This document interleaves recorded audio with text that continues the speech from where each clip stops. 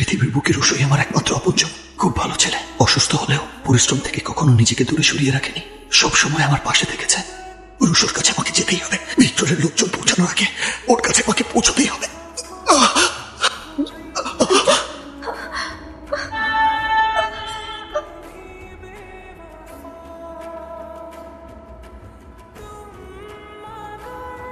রিয়াজউদ্দিন ভাই গত 3 দিন ধরে তার মেয়েটার কোনো খবর পাচ্ছে না, অথচ আপনি নাকি তার নামে মিসিং পারসনস কেসটা নিতে অস্বীকৃতি জানাচ্ছেন। ছবি ছাড়া মেয়েকে শনাক্ত করবো কি করে? আধুনিক এই যুগে শুধু ছবির দোহাই দিয়ে খুঁজতে ব্যর্থ হবার সুযোগ নেই। আপনার মেয়ের গায়ে শনাক্তযোগ্য কোনো চিহ্নের কথা বলতে পারবে? ওর ঘাড়ের কাছে একটা ছোট্ট জন্ম দাগ আছে। দাগটা কি অনেকটা এরকম? জি জি জি, এটাই তো আমার সুরাইয়া। কোথায় কোথায় আমার মেয়ে, কোথায়? এটা আমার মেয়ে, এটা আমার মেয়ে সুরাইয়া।